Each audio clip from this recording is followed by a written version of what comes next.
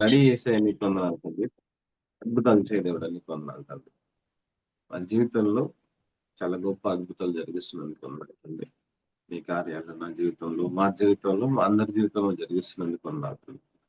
దేవా ఇదిగోనైనా నువ్వే ఎన్నో మహత్కార్యాలు మా జీవితంలో చేశావని, అలాగే మా ద్వారా అనేక మందికి చేయిస్తున్నావని నీ కుమారులుగా, నీ కుమార్తెలుగా నమ్మి మేము ముందుకు వెళ్తుండగా ఈ కార్యాలు చేయడానికి మమ్మల్ని నువ్వు ఎన్నుకున్నందుకే నీకు వందనాలు చెల్లిస్తున్నాం తండ్రి. ఆమేన్ ఆమేన్ ఓకే, చాలా మంచి టాపిక్ అండి, చాలా ఇష్టం.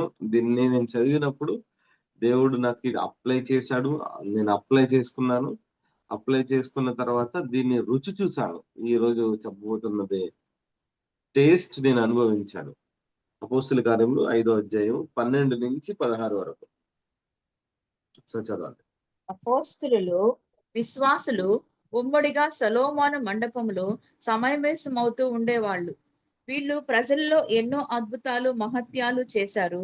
ప్రజలు అపోస్తులని పొగుడుతూ ఉన్నప్పటికీ మిగతా వాళ్ళు వాళ్ళతో చేరడానికి తెగించలేదు. చాలా మంది స్త్రీలు పురుషులు ప్రభువుని విశ్వసించారు. ప్రభువు వాళ్ళను సంఘములో చేర్చాడు. ఇవి చూసిన ప్రజలు జబ్బుతో ఉన్న వాళ్ళను దారి మీదకి తెచ్చి పరుపుల మీద చాపల మీద పడుకోబెట్టారు.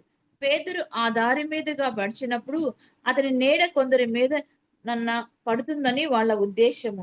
ప్రజలు యెరూషలేము చుట్టూ ఉన్న ప్రాంతాల నుండి గుంపులు గుంపులుగా వచ్చారు. తమలో జబ్బుతో ఉన్న వాళ్ళను, దయ్యాలు పట్టి బాధపడుతున్న వాళ్ళను తీసుకువచ్చారు. వాళ్ళందరికీ నయమైపోయింది. ఓకే, ఇక్కడ సంఘము ఏర్పాటైన విధానము, అలాగే అపోస్తులు ప్రీచ్ చేసిన విధానము, అపోస్తులు ఏ విధంగా దేవుని సంఘాన్ని ముందుకు తీసుకెళ్లారు. చాలా మంది ఏంటంటే ఆది అపోస్తులు చేశారు ఈ మిరాకిల్స్, మనం చేయలేము అని చెప్పేసి అంటారు. నేను అడిగా, ప్రభువా అది మేము చేయలేమా అని అడిగినప్పుడు దేవుడు నా జీవితంలో చేసి చూపించి ఆ ఎక్స్పీరియన్స్ నాకు కూడా ఇచ్చాడు. మనందరి జీవితాల్లో దేవుడు ఈ కార్యాలు చేయడానికి సిద్ధంగా ఉన్నాడు. మనం సిద్ధంగా ఉన్నామా? అంగీకరించడానికి సిద్ధంగా ఉన్నామా?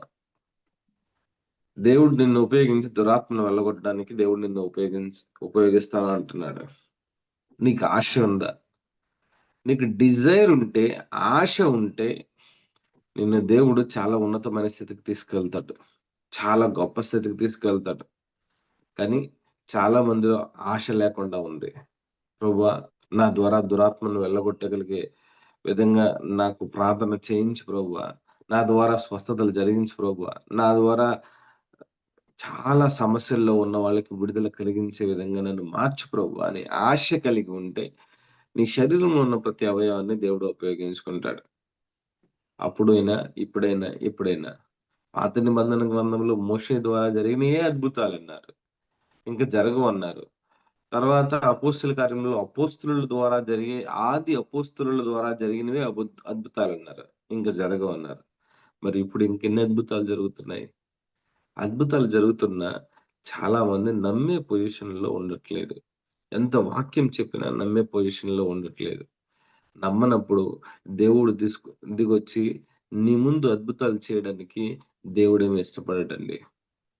దేవుడు నీ ముందు ప్రూవ్ చేసుకోవడానికి దేవుడికి ఇంకా దేవుడు నీ దగ్గర ప్రూవ్ చేసుకోవాల్సిన విషయం ఏముంది? ఆయన సిలువలోనే సమస్తాన్ని ప్రూవ్ చేసి, నువ్వంటే అంత ఇష్టం నాకు, నేను అంత ప్రేమిస్తున్నాను, నువ్వు ఏమీ చేయకపోయినా నా దగ్గరికి ఆటోమేటిక్ గా పరలోకానికి వచ్చే విధంగా నేను చేశాను. ఒకటే నన్ను అంగీకరించు, యేసును అనే నామాన్ని నువ్వు అంగీకరించు అని యేసు ప్రభు మనకి బైబిల్లో క్లియర్ గా రాయించాడు, ఆయన చేసి చూపించాడు. కానీ చాలా మంది జీవితాల్లో అద్భుతాలు లేకుండా ఉండడానికి కారణం ఏంటంటే అద్భుతాలు జరుగుతాయని నమ్మలేకపోతున్నారు. నమ్మలేకపోతున్నారు కాబట్టే వాళ్ళు అద్భుతాలు చూడట్లేదు. నాకు జస్ట్ ఇప్పుడు లేవగానే ఒక డ్రీమ్ వచ్చింది. డ్రీమ్ తో నేను లేచాను నిద్ర. ఆ డ్రీమ్ లో నాకు కొంచెం ఫైనాన్షియల్ గా ఎవరో చాలా కొన్ని లక్షల రూపాయలు ఇస్తున్నట్టు మా రిలేటివ్స్, మా ఫ్యామిలీ మెంబర్స్, మా యొక్క ఫ్యామిలీ మెంబరే ఇస్తున్నట్టు నాకు డ్రీమ్ వచ్చింది. నేను ప్రార్థన చేశాను. నజరేయుడైన యేసుక్రీస్తు నామమున ప్రభువా ఆయన కాదు నీ ద్వారా ఊహించిన విధంగా ఆయన ద్వారా ఇస్తే ఓకే. లేదా నీ ద్వారా ఊహించిన విధంగా కొన్ని లక్షల కోట్లు నా అకౌంట్‌లోకి వచ్చును గాక. ఆమేన్ అని ప్రార్థన చేసుకున్నా. ఎందుకలా చేసుకున్నా? నేను నమ్మాను. నాకు ఆశ ఉంది. నా దేవుడు నా జీవితంలో అద్భుతాలు చేస్తాడని. నా దేవుడు నా జీవితంలో మిరాకిల్ చేస్తాడని. నీకు ఆశ ఉందా? అసలు ఆశ కలిగి నువ్వు ప్రార్థన చేస్తున్నావా? అద్భుతాల కోసం చూస్తున్నావా? మనుషుల వైపు నువ్వు చూస్తున్నావా? ఈ అధ్యాయం చదివినప్పుడు ఈ 12వ వచనం నుంచి 16వ వచనం ఎస్పెషల్లీ 16వ వచనంలో నుంచి చదువుతున్నప్పుడు నాకు చాలా ఆశ కలిగింది. ఏంటి పేతురు నీడ పడితే స్వస్థతలు జరుగుతాయా? మరి నేను కూర్చుంటే నా చుట్టూ ఉన్న అట్మాస్ఫియర్‌ని ఉన్నప్పుడు మరి నాకు జరగవా? నా చుట్టూ ఉన్న వాళ్ళకి జరగవా? ఏంటి పేతురు నీడ పడితే స్వస్థతలు జరిగాయి. అక్కడ ఇంకొక మాట ఉంది. పేతురు నీడ పడినప్పుడు దయ్యాలు వెళ్ళిపోయాయి. దురాత్మలు వెళ్ళిపోయాయి. అంటే అంత అధికారంతో పేతురు ఆ విధంగా ఉపయోగించినప్పుడు, నేనెందుకు ఉపయోగించకూడదు ప్రభువా అని నేను అడిగినప్పుడు నాకు చాలా పెద్ద టాస్క్‌లిచ్చాడు. చాలా పెద్ద టాస్క్‌లిచ్చాడు. టాస్క్‌లంటే, సరే నువ్వు అడిగావు గదా! అని జెప్పేసేసి, నా పక్కన నీ యొక్క అభిషేకం ఎంత గొప్పగా పనిజేస్తుందో, పేతురు నీడను బట్టి ఎలాగైతే స్వస్థతలు జరిగాయో, పేతురు నీడను బట్టి దురాత్మలు ఎలాగైతే ఎళ్ళిపోయారో, అలాగే అటువంటి అభిషేకాన్ని నువ్వు అడిగావు గదా! సరే నీ నీడను బట్టి, నీ చుట్టూ ఉన్న అట్మాస్ఫియర్‌ని బట్టి నువ్వు కూడా అలాగే ఉండాలి, అలాగే ఉంటావు అని చెప్పాడు. చెప్పిన దేవుడు ఎప్పుడు గూడా మా ప్రాక్టికల్ ఇస్తాడు. విజయవాడ నుంచి బాపట్ల వెళ్తున్నప్పుడు ఒకసారి, వైజాగ్ నుంచి రాజమండ్రి వస్తున్నప్పుడు ఒకసారి 2 సార్లు.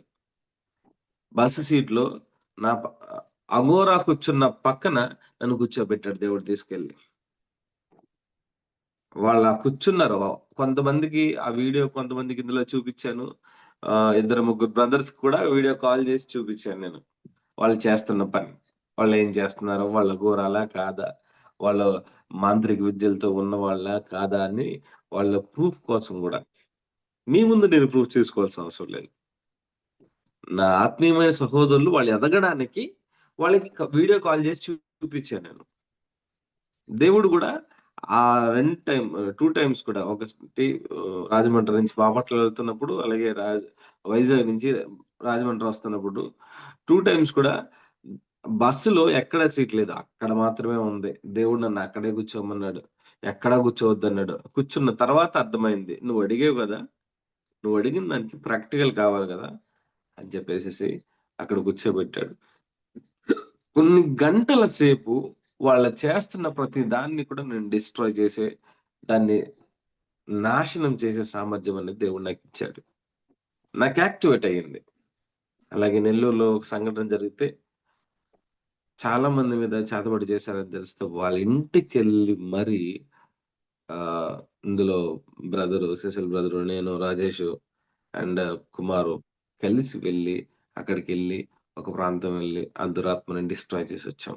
చేతబడి చేసే వ్యక్తుల దగ్గరికెళ్ళి ప్రార్థన చేసొచ్చాం. తర్వాత చాలా గొప్ప రిజల్ట్ వచ్చింది. రిజల్ట్ అనేది దేవుడిస్తాడు. కానీ చేసే ధైర్యం నీకుందా? ఇక్కడ అపోస్తలులు వీళ్ళు మాట్లాడుతున్నారు. మాటలతో ఒక్కటే ఉందా? 12వ వచనం చూడండి. అపోస్తలులు, విశ్వాసులు ఉమ్మడిగా సొలొమోను మండపంలో సమావేశమవుతూ ఉండేవాళ్ళు. వీళ్ళు ప్రజల్లో ఎన్నో అద్భుతాలు, మహత్కార్యాలు చేశారు. ఎన్నో అద్భుతాలు, మహత్కార్యాలు చేశారు. నువ్వు చిన్నప్పటి నుంచి దేవుని సంఘానికి వెళ్తున్నావు. ఎన్ని అద్భుతాలు నీ కళ్ళ ముందు చూసావో సంఘంలో? ఎన్ని సాక్ష్యాలు వింటున్నావు? మహత్కార్యాలు ఎన్ని చూస్తున్నావు? అద్భుతాలు లేని సంఘము అంటే పరిశుద్ధాత్మ దేవుని కార్యాలు లేని సంఘమేనా? ఆలోచించండి. అద్భుత కార్యాలు ఎవరు చేస్తారు? పరిశుద్ధాత్మ దేవుడు. పరిశుద్ధాత్మ దేవుని కార్యాలు లేని సంఘమేనా? సాక్ష్యము లేని సంఘమేనా? నా చెవులు సాక్ష్ తీసుకొచ్చేసైతే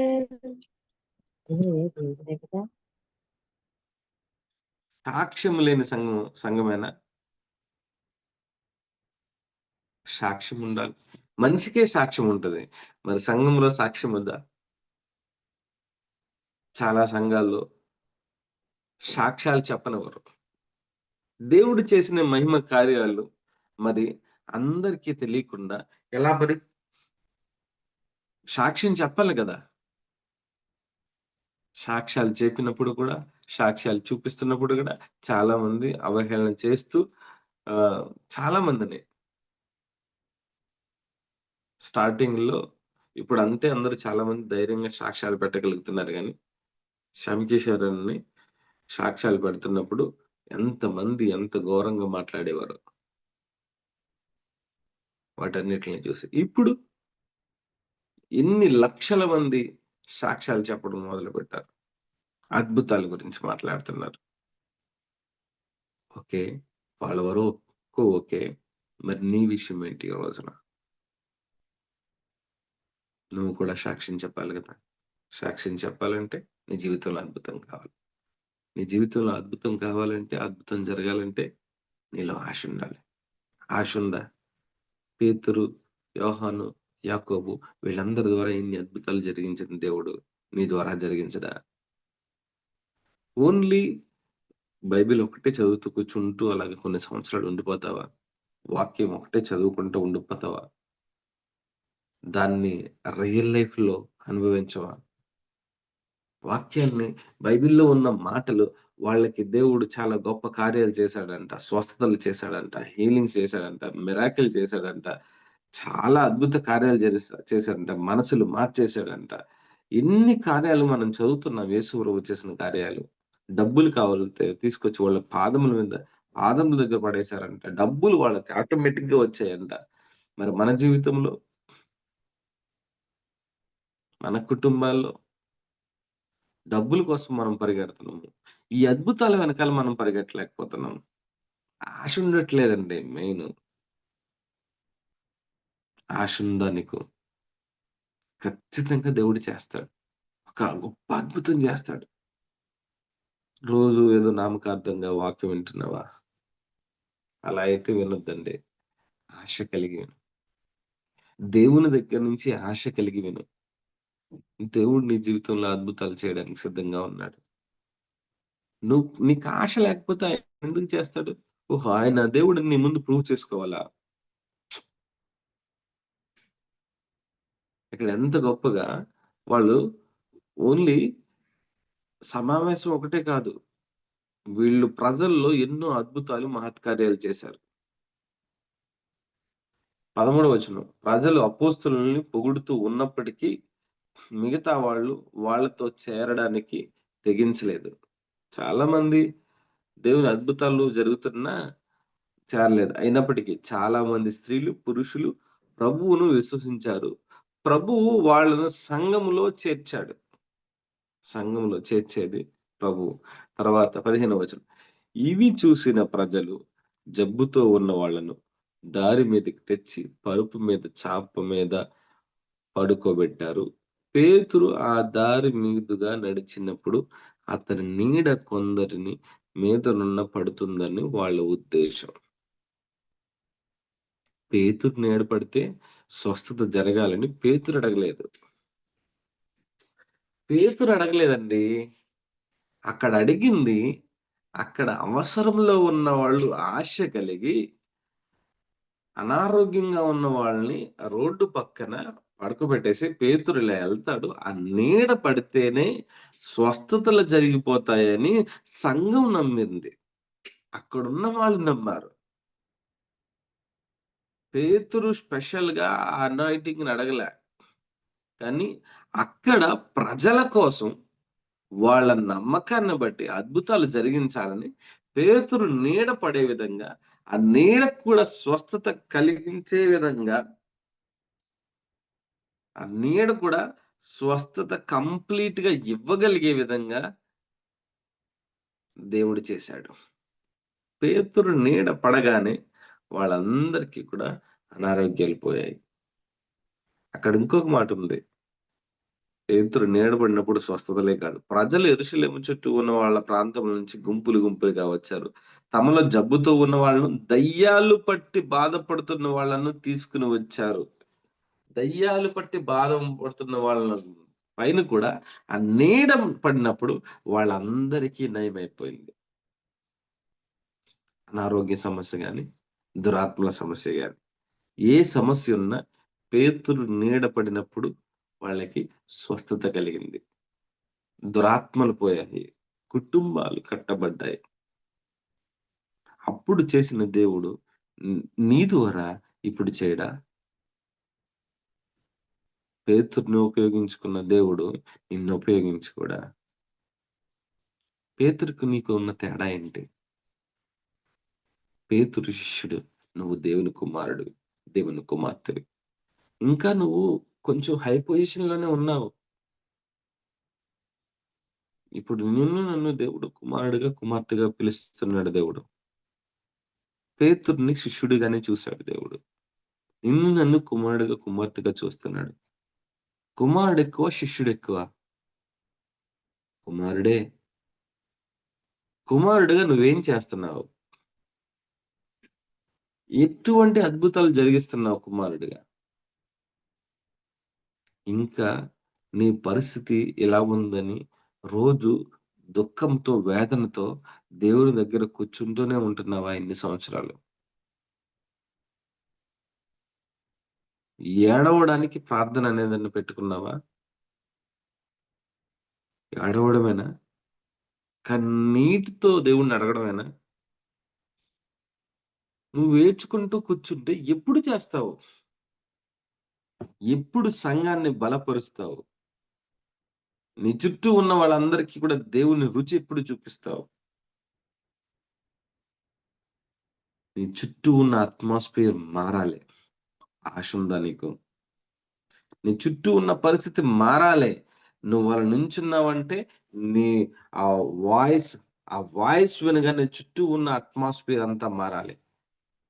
నీ చుట్టూ ఉన్నదే కాదు, నీ వాయిస్ వినగానే ఈ ఫోన్‌లో గాని, యూట్యూబ్‌లో గాని దీంట్లో వచ్చే ఆ వాయిస్ వల్ల వచ్చే ప్రతి దాని వల్ల కూడా చుట్టూ ఉన్నదంతా మారాలి. నువ్వు వెళ్ళే ప్లేస్‌లో నువ్వు కాళ్ళు అడుగు పెడుతుంటే, నీ కాళ్ళలో నుంచి వచ్చే శక్తి వల్ల ఆ ఇంటిలో ఉన్న ప్రాబ్లమ్స్ అన్నీ మారాలి.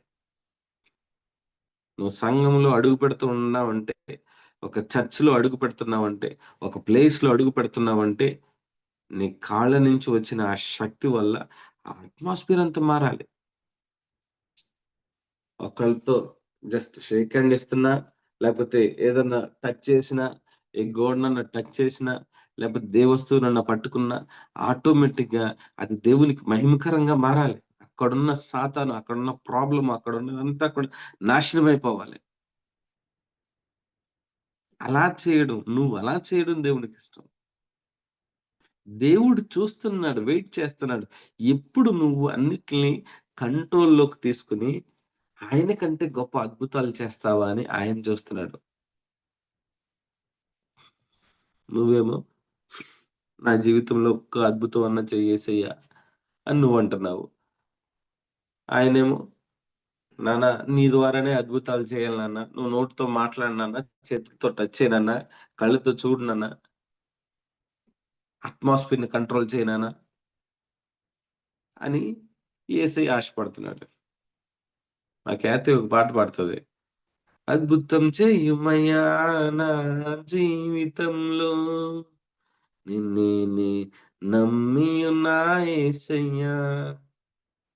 అవును. నిజమే. ఇది చిన్న పిల్లల పాటలు పాడుకునే పాటే ఇది.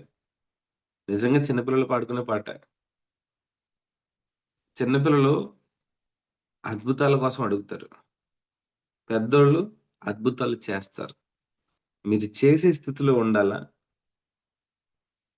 చెయ్యమని అడిగే స్థితిలో ఉండాలా?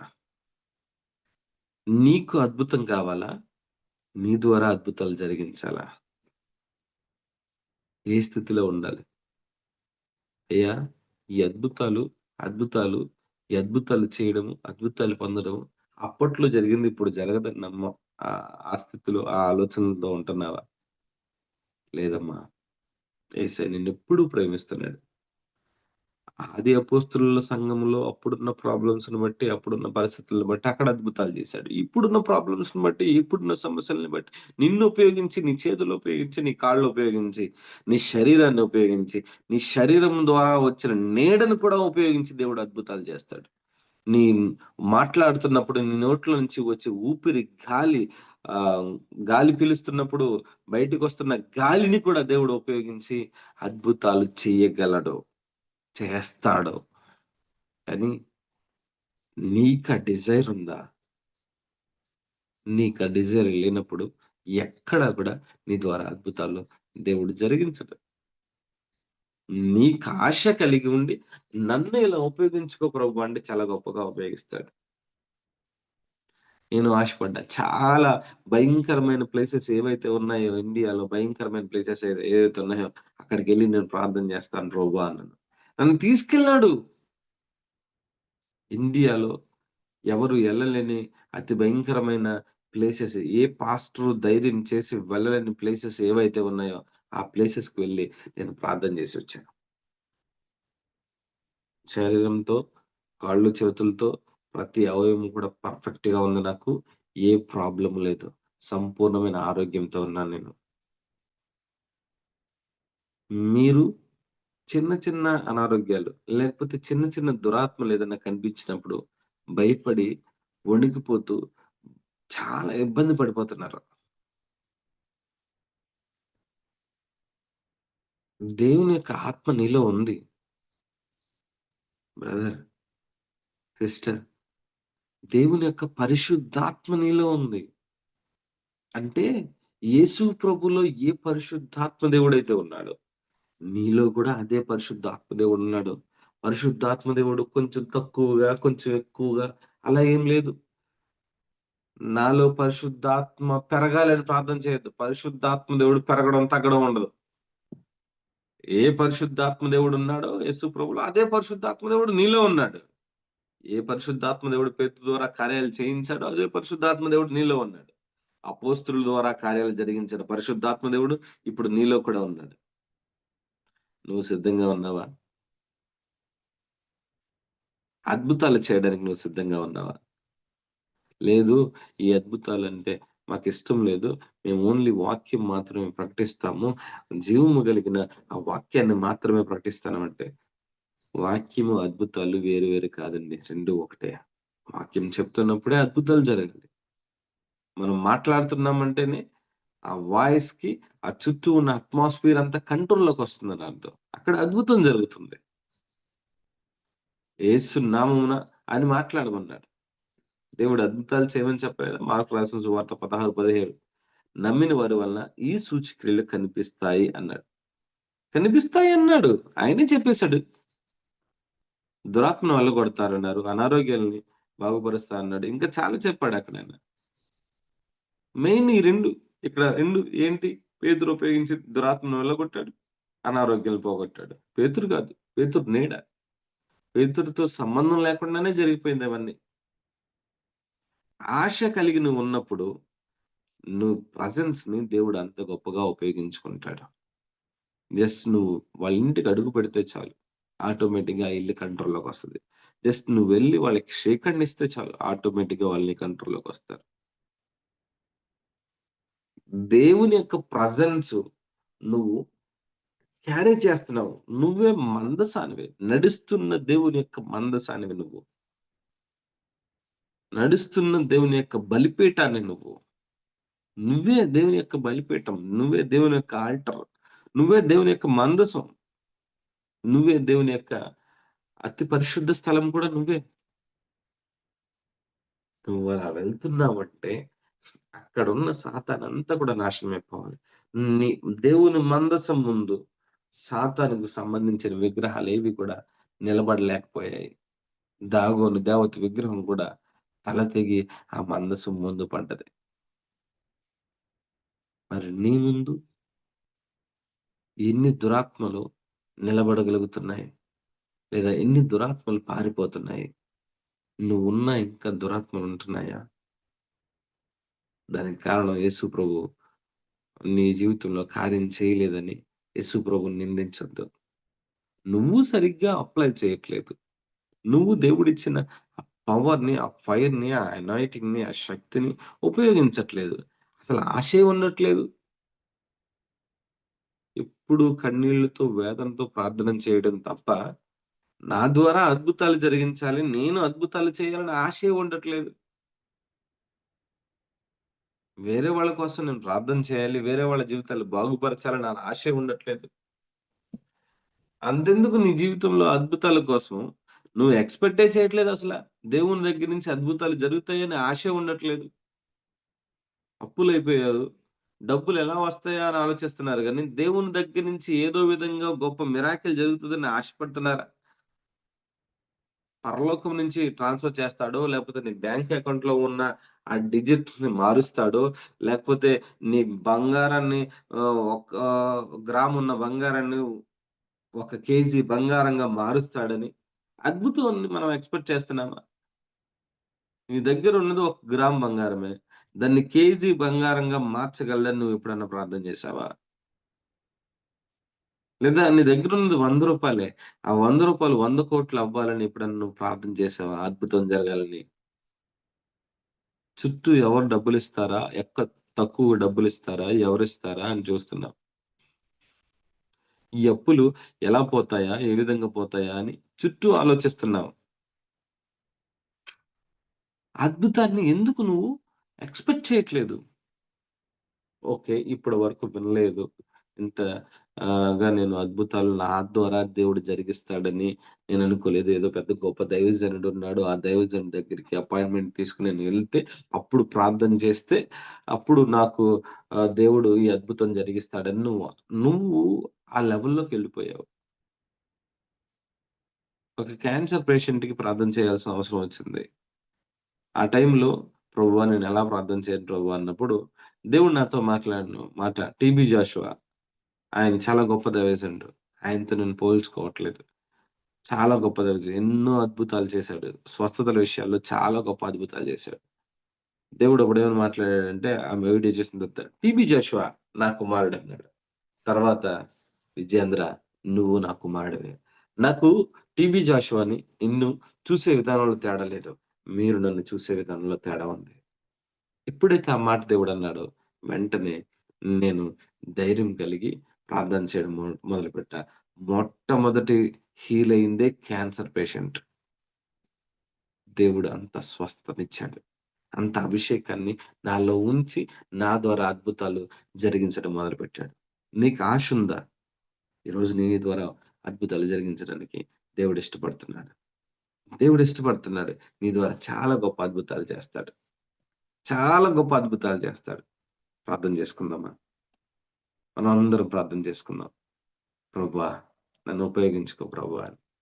అందరం కూడా ప్రార్థన చేసుకుందాం. ప్రార్థన. పరిశుద్ధుడా యేసయ్య నీకు వందనాలు తండ్రి. ప్రభువా!